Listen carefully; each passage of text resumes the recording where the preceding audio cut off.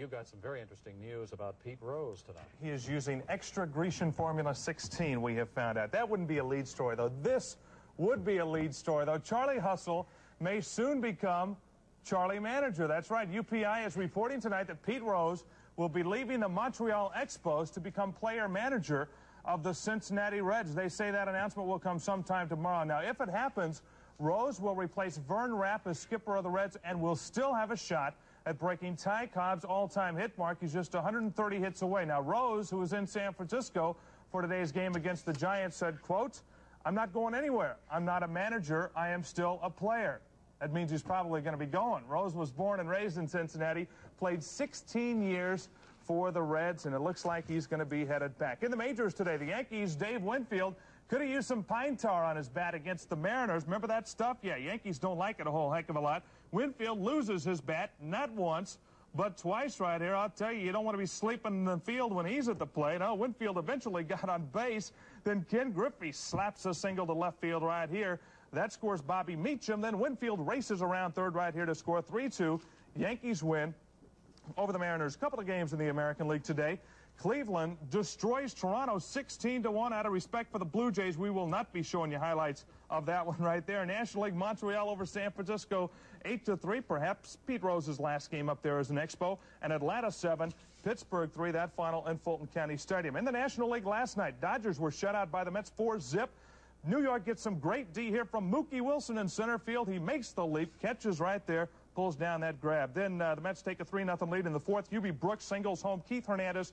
4-0, the final. Mets win it. Better news for the Angels last night. They take a pair from Detroit. Doug DeCinces had 4 RBIs in this doubleheader. 6-4 the opener. 12-1 the Angels win game 2.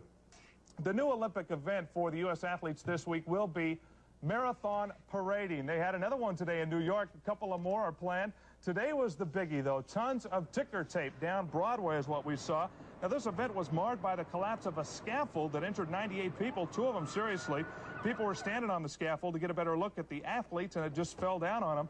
The parade went on, though, as scheduled. Thousands of people showed up to cheer the athletes who made their way down Broadway, eventually to City Hall. Meanwhile, back in L.A., there is another problem. The Coliseum grass looks worse than Cashman Field after a thunderstorm. Take a look at it right here. The L.A. Raiders are scheduled to play their home opener against Miami on Sunday. Coliseum officials say everything's got to be ready in time. Could you believe it? Whoever they've got to do it down there, bring them up here. We got a problem they can work on, huh?